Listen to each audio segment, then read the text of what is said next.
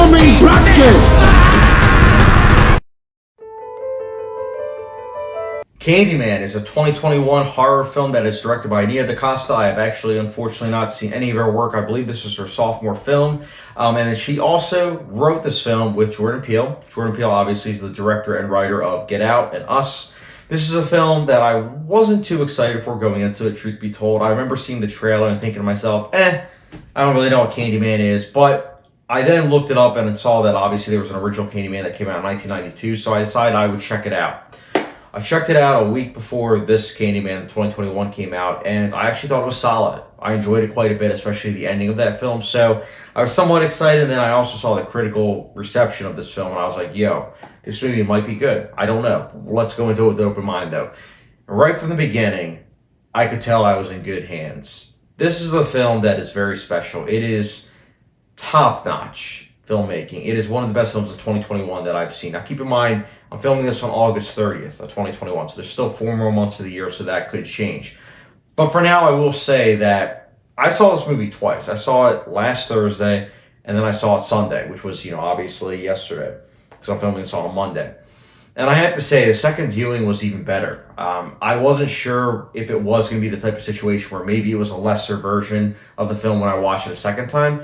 Because my thing is, I wanted to watch the second time to see if I wanted to pick it up on 4K, as well as that I had a lot of thoughts the first time I watched it. I liked it quite a bit the first time, but I wanted to give it a second viewing before being able to really process and give you guys a review. And again, it really made for effective viewing because there's so many story beats and plot points that the first time you watch it, it doesn't fully make sense, but upon second viewing, you put the pieces of the puzzle fully together, and I definitely think this is a film that benefits upon multiple viewings.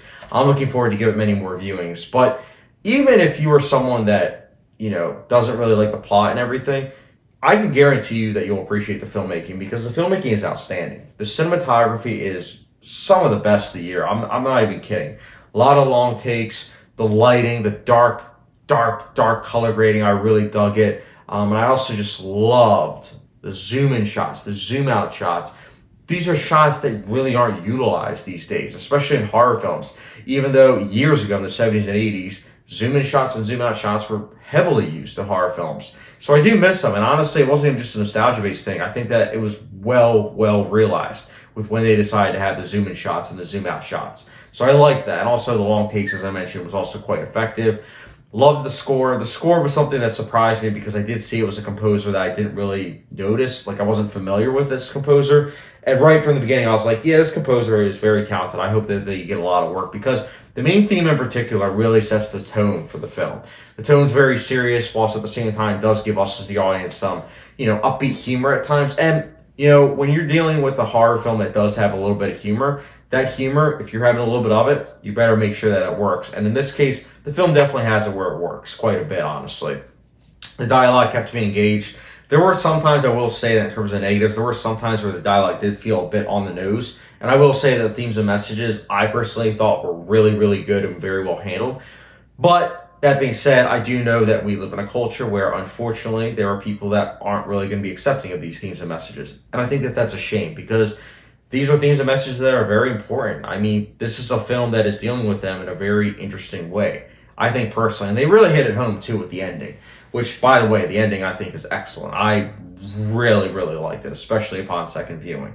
I think it really ties the film together very nicely. And as I mentioned, this is definitely a film I can see myself rewatching because, similar to like Get Out, it's a film that just seems to get better with more and more watches. And in 4K, this is going to be a great demo watch, honestly. Great sound design, too. I almost forgot to mention that the sound design is really good and mixed in with the story and the plot points. I really liked it. The plot, especially, I thought was really something that was compacted into 91 minutes that really never had any fat to trim, so to speak.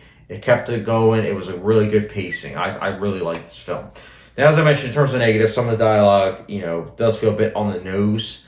And then there's one character in particular, I'm not going to do any spoilers, but there is one character that does things towards the end that I wasn't able to fully accept the first time, but the second time I felt like I was able to accept it a bit better.